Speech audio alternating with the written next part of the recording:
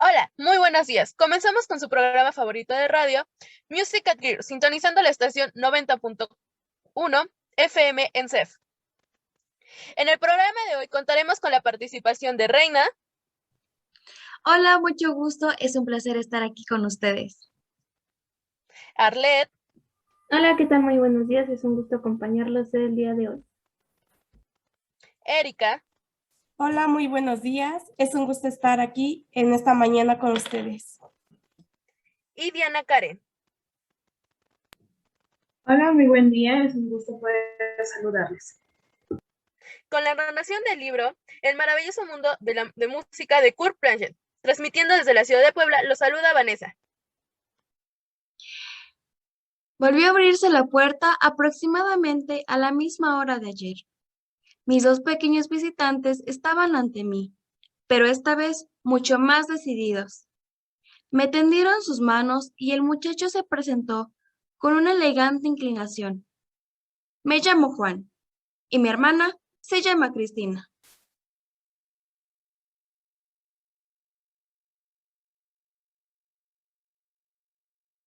Lo saludé afectuoso cuando un tanto tímido, pues no tenía la menor idea sobre cómo comenzar el trabajo en el libro. Entonces, Juan añadió, mi hermana es todavía muy pequeña. Tendrá usted que disculparla. Siempre tiene que cogerlo todo. Efectivamente, Cristina se había acercado a algunos instrumentos que estaban encima de mi mesa y sus dedos rozaron la piel del tambor y las cuerdas del violín. El tambor dejó oír un sordo zumbido, algo así como cuando gruñe un animal, pero el violín sonó claro y limpio. Cristina se alegró visiblemente con este sonido. ¿De dónde viene el sonido?, le pregunté, decidido a comenzar la enseñanza. Del cordón, contestó Cristina. De la cuerda, la corrigió inmediatamente su hermano. ¿Y cómo nace?, continué. Los niños reflexionaron. Ahora pellizqué yo mismo las cuerdas y los invité a una correcta observación. Las cuerdas se mueven, dijo Juan. Bien dicho, las cuerdas vibran. ¿Y qué sucede con el tambor?, pregunté y pasé los dedos sobre la tensada piel. La piel también se mueve, dijo el chico. Así es. Cada sonido nace del movimiento, pero este movimiento no siempre es visible. Tomé una flauta, la llevé a los labios y soplé. Se produjo un sonido, algunas notas, pero no pudo apreciarse movimiento alguno. Los niños me miraron interrogativamente. Todo cuerpo elástico vibra cuando es puesto en movimiento. Puede ser el aire, como ocurre con la flauta, o la piel de un tambor, la cuerda de un violín o de una guitarra, el metal de una campana o cualquier otra cosa. Me detuve en seco. Después continué. Estas vibraciones son parecidas a las de un péndulo. Mirad, ahí ese viejo reloj. Los niños siguieron con la vista la dirección que indicaba mi mano, extendida. Vieron el alto reloj de péndola, que parecía como si se hubiera escapado de otra época. Y así era en verdad, pues lo había heredado de mis abuelos. Observaron el péndulo, que se movía lentamente hacia aquí y hacia allá, pero se notaba que no comprendían bien lo que yo decía. La física no ha sido nunca mi lado fuerte, lo confieso. Creo que en ese momento mi rostro no parecía más inteligente que el de mis visitantes. Seguramente esta era la causa de la risa que de repente sonó desde la puerta. Allí estaba. ¿Quién sabe cuánto tiempo haría mi tío Enrique? Ello era embarazoso para mí, pues tío Enrique es ingeniero. Precisamente tenía que venir en ese instante.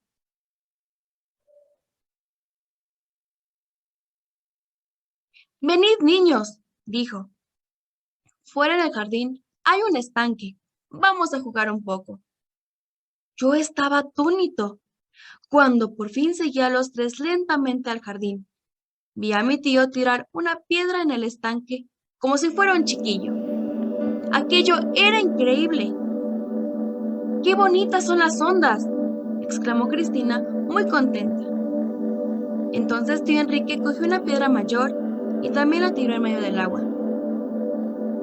Observad atentamente las ondas, dijo. Forman círculos, advirtió Juan, y corren por todas partes, añadió Cristina. ¿Y de dónde salen?, preguntó el tío.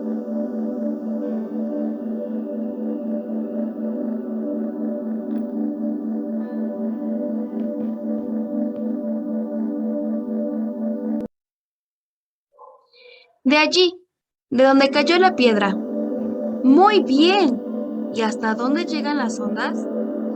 Las de la piedra pequeña no llegaron muy lejos, pero las de la grande hasta la orilla, dijo el muchacho, y se hacen más pequeñas y más débiles cuando lejos llegan. Se ve que se cansan, opinó Cristina, y todos reímos. Magnífico, niños. Ahí tenéis la explicación del sonido. La piedra que tiró al agua se corresponde con el golpe que doy a cuerpo elástico.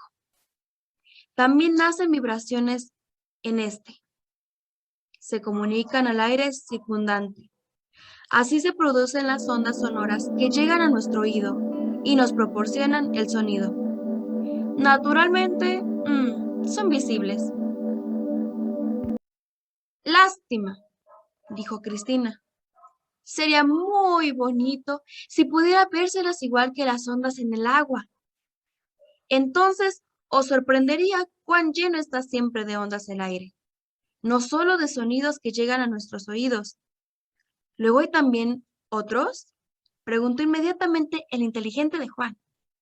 Pues claro, contestó el tío Enrique.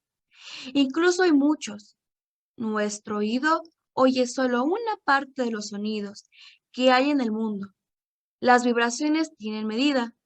Todo sonido posee su propio número de vibraciones, al igual que cada persona tiene sus propias huellas dactilares.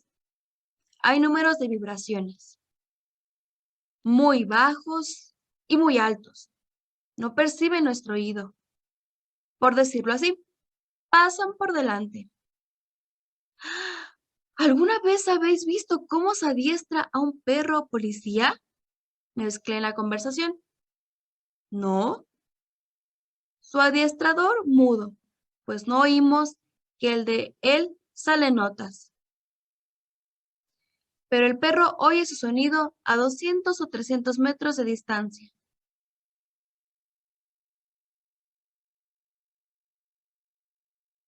Y reacciona inmediatamente ante él. ¿Así que oye sonidos que el hombre no percibe?, preguntó Juan. Sí, y seguramente nuestro universo está lleno de sonidos que el hombre aún no ha percibido nunca. Entonces no se podría, exploró Juan, quien por lo visto se interesaba por todo. Seguramente, opinó el tío.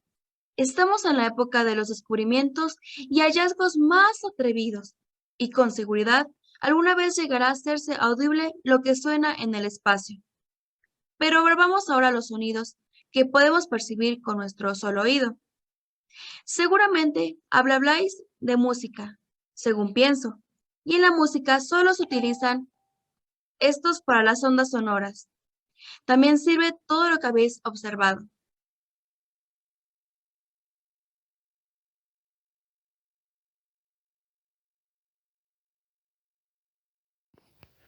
En las ondas del agua.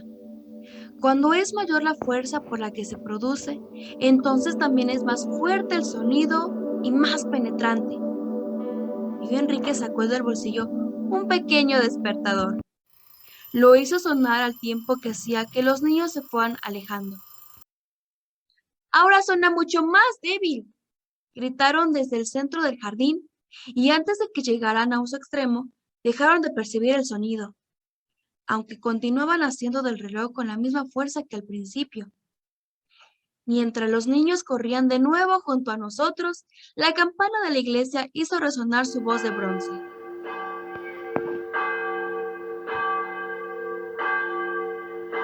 El sonido se extiende por igual en todas direcciones, dijo el tío.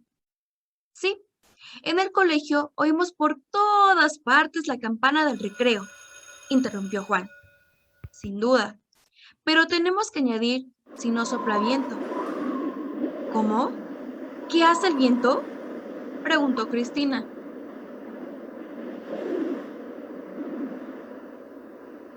Oh, el viento representa un papel muy importante.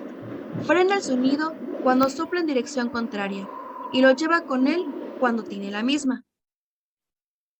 Con el viento norte oigo muy claro el tren que pasa hacia el norte bastante lejos de aquí. Añadí yo, y no solo las pitadas, sino a veces incluso el traqueteo de los vagones. Por el contrario, las campanas de la iglesia se oyen mucho más débiles, porque la iglesia nos queda al sur, y si el viento sopla del sur, entonces sucede al revés. Se perciben las campanas con mucha claridad, pero al tren apenas se le oye o incluso nada en absoluto. Pero si el viento está en calma, prosiguió el tío, entonces el sonido se expande en todas las direcciones con la misma fuerza, salvo en un caso. ¿En qué caso? Quisieron saber los niños. Pues salvo que haya un obstáculo en su camino.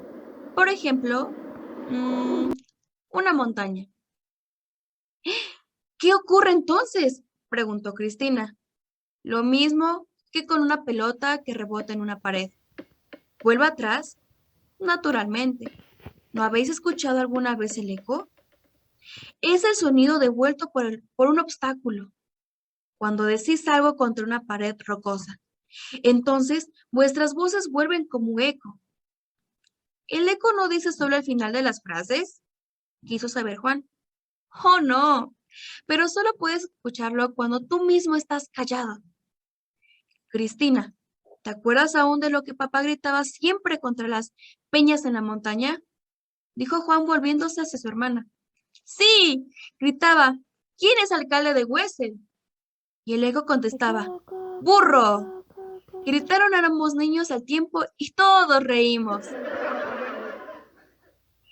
Pero aquí hay algo que no comprendo del todo, dijo Juan pensativo. ¿Cómo es el eco que viene después? Así ha de ser, muchacho, exclamó mi tío Enrique. Debéis preguntar siempre si algo no lo veis claro. Voy a mostrároslos inmediatamente. Venid otra vez al estanque. Entonces volvió a tirar una piedra al estanque. Se formaron ondas saliendo del lugar donde se había hundido la piedra y corrieron hasta la orilla formando bonitos círculos regulares. ¿Alcanzan las ondas la orilla en el momento de su nacimiento? Preguntó el tío. Por supuesto que no, contestaron los niños. Juan añadió. Tardan algún tiempo, un par de segundos. Muy bien, todo movimiento necesita tiempo, todo incluso el más rápido. Las ondas del agua emplean un par de segundos para extenderse. Lo mismo sucede con las ondas sonoras, aunque son mucho más rápidas que las acuáticas. ¿Son tan rápidas como las de un auto? Preguntó Cristina. ¿O como las de un avión? Se interesó su hermano. Las ondas son más rápidas que las de un auto. Vamos a hacer unos cálculos. La velocidad de propagación del sonido se eleva aproximadamente 330 metros. Oscila un poco según la temperatura y la presión atmosférica, en el agua o en los cuerpos sólidos. También de otra manera, pero aceptemos que sean 330 metros por segundo. Entonces, ¿cuántos serían por minuto? 330 multiplicado por 60, esto da un 189 kilómetros. Digamos que el sonido recorre una hora alrededor de 1200 kilómetros. Vosotros sabéis que ya hay aviones más rápidos y que vuelan a más de 1200 kilómetros por hora. Por lo demás, esta velocidad del sonido se llama unidad de propagación. Hay aviones que vuelan 2 y 3 veces unidades más rápidas, es decir, 1200, 2400 o 3600 kilómetros a la hora. Rompen la barrera del sonido. ¿Cómo se dice? Ajá, ¿eso llega el eco después? Murmuró Juan, y el tío añadió, exactamente, el sonido necesita tiempo para alcanzar el obstáculo, y después vuelve a emplearlo para volverse hacia nosotros. Creo que ahora podemos observar cuánto tiempo necesita el sonido para recorrer distancias largas. ¿Y eso? Preguntaron los niños y miraron hacia la dirección que la mano del tío Enrique señalaba. Ahí, en el cielo de mediodía, había unos negros y nublados nubarrones. Apenas había comprendido yo lo que quería decir el tío Enrique, cuando cruzó el horizonte un rayo. ¡Atención!, gritó el tío, y comenzó a contar con su reloj de pulsera los segundos que pasaban. 1, 2, 3. Y cuando había llegado a contar 9, oímos un lejano estruendo. El rayo y el trueno se originan en el mismo instante. ¿Sabían qué es la comprensión de la tensión entre las nubes con carga distinta y entre las nubes y la tierra? Por eso el rayo es mucho más rápido que el trueno. Incomparablemente más rápido.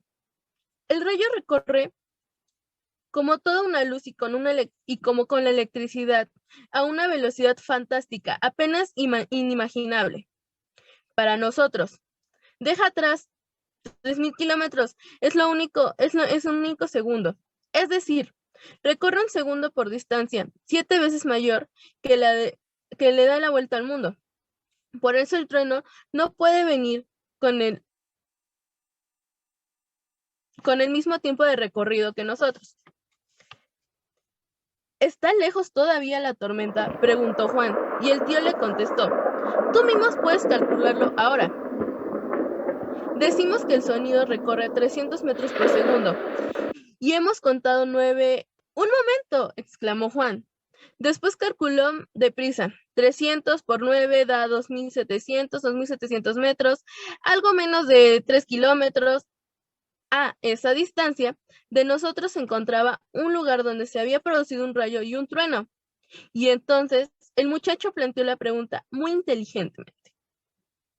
¿Viene también el rayo hacia nosotros de forma de ondas? Así es, Juan, como todo sonido, solo que la forma de estas ondas es un poco distinta a las de las ondas del agua, que es más el presionarse y el chocar recíprocos en particular.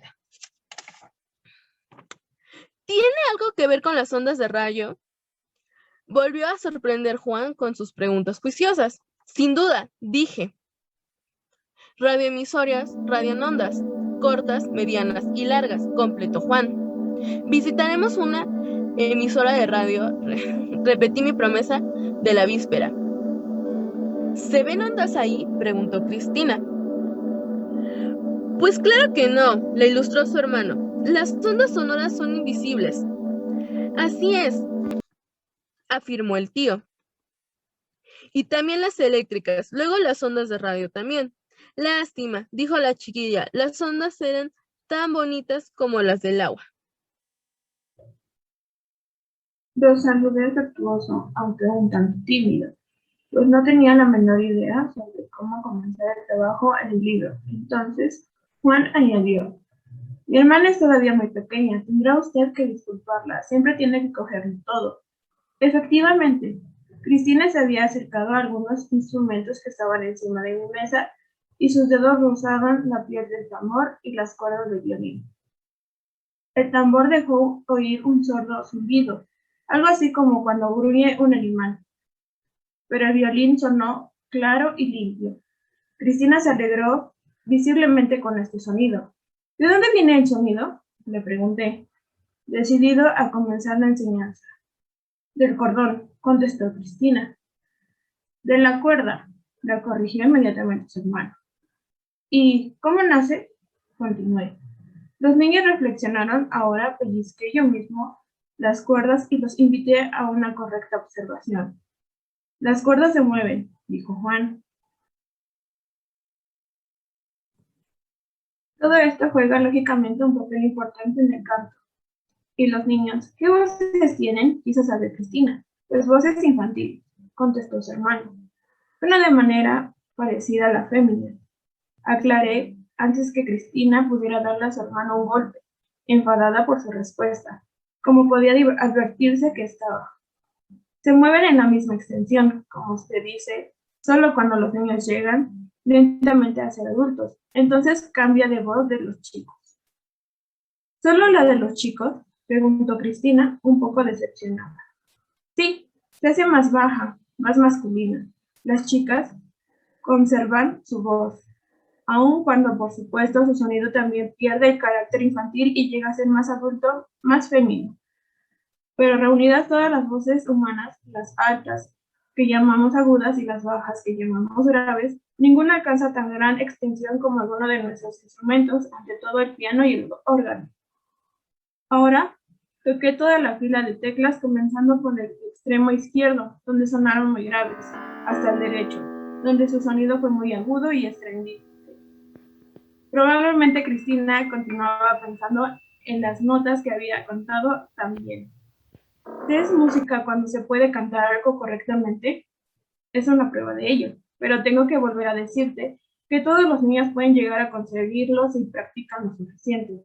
Esto es lo que llamamos el oído musical, porque estas sucesiones de notas, por muy sencillas que sean, representan pequeñas melodías. También hay otros aspectos del oído, por ejemplo, el sentido del ritmo. Improvisé al piano una breve marcha. Juan y Cristina me acompañaron enseguida batiendo palmas. Cuando toqué más aprisa, entonces sus manos se movieron con mayor rapidez. Después, al tocar más despacio, me siguieron de la misma manera en el nuevo tempo. Es como llamamos a una velocidad musical. Después les hice marcar el paso al compás de la música, y tampoco esto les supuso ninguna dificultad. Tuve que prometerles que dentro de poco les pondría tareas más difíciles. Durante el recorrido por la habitación, Cristina había terminado deteniéndose ante el piano y miraba su interior con los ojos muy abiertos. Mi piano era uno de los que se llamaban de cola, y como la tapa estaba levantada, podía observarse bien el proceso de formación del sonido. Juan preguntó si mi piano de cola funcionaba como los pianos corrientes, que él conocía.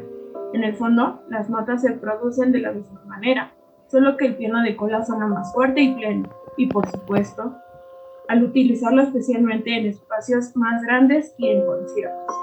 El muchacho también quiso saber de dónde venía ese extraño nombre, pues de que parece de pianos, tiene un poco el aspecto de una gran ala de pájaro.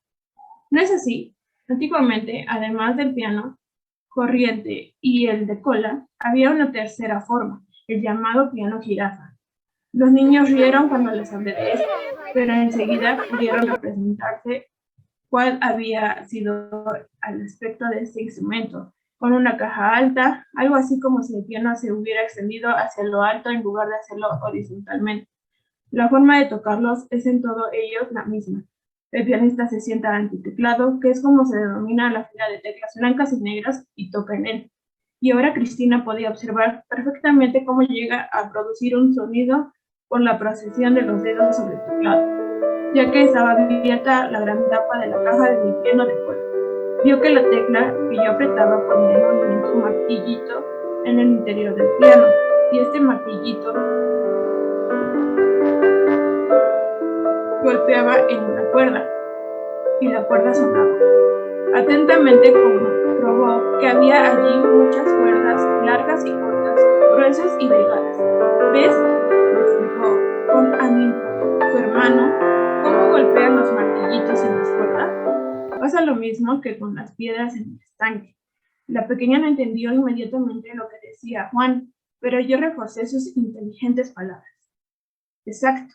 El golpe del martillito en la cuerda se corresponde con el golpear de la piedra en la superficie del agua, y a causa de ambos se originan ondas en el agua y en el aire. Precisamente como también os lo explicó ayer tío Enrique. Cristina miraba admirada el piano en toda su extensión. ¿Por qué es tan largo su piano de cola? ¿Para qué tiene esa caja tan grande y la tapa? ¿Así no le entra polvo? No solo para eso. Sin la gran caja el sonido sería muy más débil. La caja refuerza el sonido y hace que se escuche durante más tiempo. ¿Cómo?, preguntaron ambos muy admirados. Las vibraciones de las cuerdas, cuando llegan a ser golpeadas por los martillitos, se transmiten a la caja. Así ocurre con todos los instrumentos. Necesitan un cuerpo de resonancia, precisamente una caja de resonancia, como las llamamos. La caja de resonancia vibra, pues con las cuerdas refuerza su sonido. Pensad en el violín o en la guitarra. Aparte de las cuerdas, tienen un cuerpo, una caja, y sin él apenas podríamos llegar a percibir su sonido. Cristina había descubierto otra novedad. Encima de un montón de papel pautado que estaba junto al piano, vino un tenedor de metal con 2 grandes puntas. Este descubrimiento que excitaba su curiosidad me vino muy oportunamente.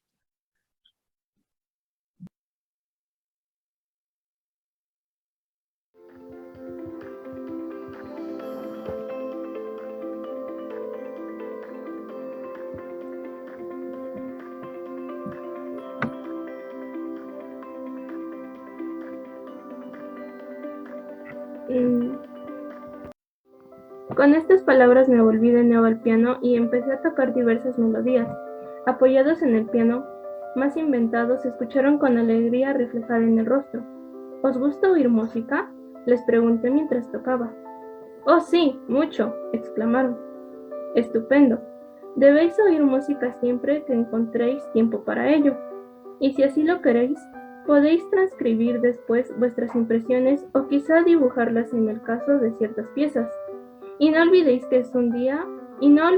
que un día formaremos un coro y que os acompañaréis con instrumentos tocados por vosotros mismos, es decir, formaremos una agrupación auténtica musical. Juan y Cristina se alegraron mucho ante esta perspectiva. Inmediatamente hicieron la cuenta de sus amigos y deliberaron sobre quiénes preguntarían. ¿Podrán ser chicos o chicas? Naturalmente, todos. ¿Pequeños o morenos? ¿Rubios o morenos? Tuve que echarme a reír. Contesté que debía venir quien quisiera. Cristina dijo que una de sus amigas querría venir, pero que era terriblemente poco musical. Entonces denegué con la cabeza. Ya os he explicado que no hay tal cosa. Todos los niños vienen al mundo con oído y voz. Luego son musicales. Ambos continuaban mirándome con un poco de incredulidad. Seguramente en la escuela habían tenido otras experiencias. Pero hay niños que cantan bien y otros que no pueden, explicaron. Hay niños que corren muy bien y otros que son menos rápidos, ¿no es verdad? Y niños que al hablar forman las frases mejor que otros, ¿no es así? Pues naturalmente, también hay diferencia al cantar, pero todos los niños pueden andar y correr, ¿no es cierto? Y cuando un niño no puede cantar, la mayoría de las veces es porque nadie se ha tomado la molestia de enseñarle. Pensad en cuántas semanas y meses necesita un niño para aprender a andar y en cuánto tiempo pasa hasta que puede hablar correctamente. Mas cuando el niño no canta bien enseguida, mucha gente lo tiene por negado para la música. ¡Qué disparate! Hasta el niño más chico demuestra alegrarse con la música. Sí, interrumpió Cristina. Nuestro hermano pequeño ya oye música muy a gusto. Y solo tiene 1 año, añadió Juan. Cuando llora, mamá le canta algo y entonces se calma enseguida y parece escuchar con los ojos muy abiertos y llenos de curiosidad. Sí, así es, continué. Muchos padres se han quejado de que su hijo es poco musical, que no tiene voz ni oído. Y después se han asombrado enormemente cuando su hijo, pocas semanas después, ha podido cantar en mi casa, en mi coro, perfectamente y con gran alegría. ¿Cómo lo hace usted?, preguntó Cristina un tanto anhelosa. Pues muy sencillo. Piensa, si debes enseñar a andar a tu hermanito, ¿cómo lo haces? ¿Comienzas intentando que suba las escaleras o que salte? Claro que no, gritó Cristina enfadada. Entonces, ¿cómo lo haces? Pues, despacio, un pasito detrás del otro. Muy bien, eso mismo ha de hacerse con la música. Comenzar con una o pocas notas y después, como tú dices, despacio, siempre un paso detrás del otro. 3 notas, después 4, luego 5. ¿Tal como lo hacemos hoy? Preguntó la pequeña. Sí, de manera parecida, solo que mucho más despacio, especialmente cuando el niño es todavía pequeño.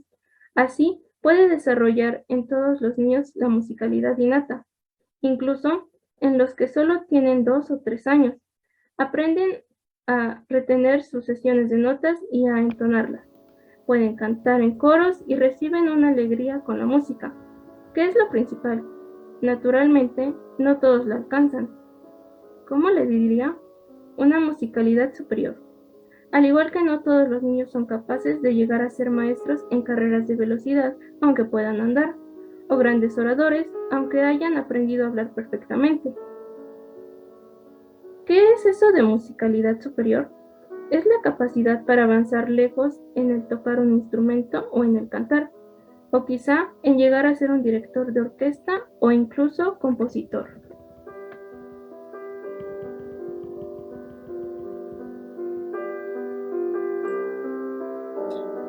El día siguiente fue un domingo muy hermoso. Durante el paseo por el parque con mi perro, oí las alegres voces de mis pequeños amigos que me saludaban desde lejos. Con ellos venía una chiquilla, una amiga de Cristina, que se llamaba Elsa. ¿Me acompañas un poco?, pregunté a los niños, que estuvieron de acuerdo. Hoy hemos escuchado en la iglesia la música muy bonita, contó Juan. Y en la plaza tocó una banda, exclamó Cristina. Hoy hay música por todas partes, añadió Elsa. Vi a unos niños que jugaban cantando. Sí, la música nos acompaña durante toda la vida, y así ocurre desde tiempos remotos.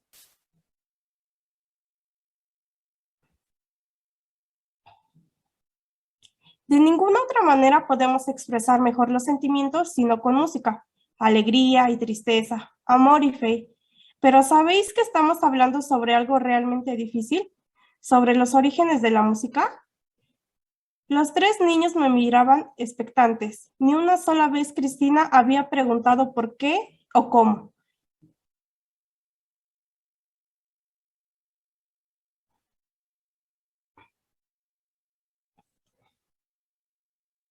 Pero aclaro que lo que más le había asustado era lo que había sonado antes de la primera pieza. Antes de la primera pieza, los músicos habían afinado sus instrumentos, como tienen que hacerlo siempre antes de un concierto. Cada uno de ellos toca un par de notas. El uno aprieta más una cuerda para que así suene más alta, y el otro la afloja para que su sonido sea más grave. En resumen, ahí domina un barullo regular. Más justamente es lo que le había gustado al príncipe. ¿Para qué afinan los músicos sus instrumentos?, preguntó Cristina. Juan se echó a reír. Pero yo no encontré su pregunta tonta en ningún caso. Sí, ¿para qué se afinan los instrumentos antes de utilizarlos? ¿O se afinan todos los instrumentos antes de tocarlos? Ahora Juan también cayó en la cuenta de que nunca había hecho esta pregunta.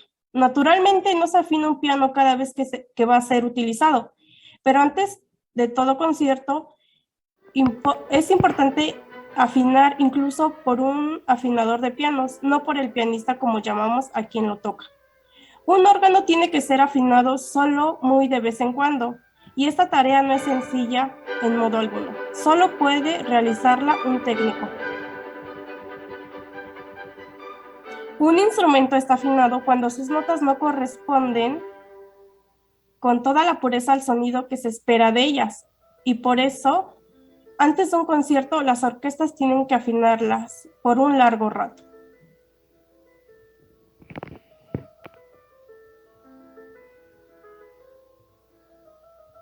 Nuestros médicos siempre procuran sanar nuestros cuerpos, pero a menudo olvidan que también pueden estar enfermos el alma o el espíritu y que nuestro cuerpo depende en gran medida del espíritu o del alma.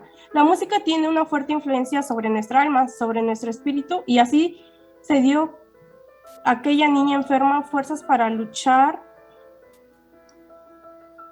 contra la enfermedad, lo que muchas veces es más importante que la medicación.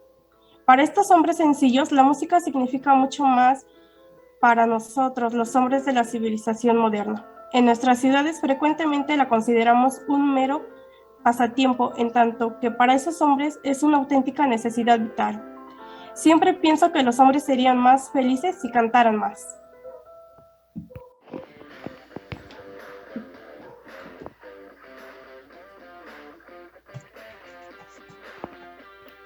Muchas gracias por sintonizar su estación favorita de radio, Music Gear, transmitiendo desde la ciudad de Puebla. Se despide Vanessa, Reina, Erika, Arlet y Diana Care.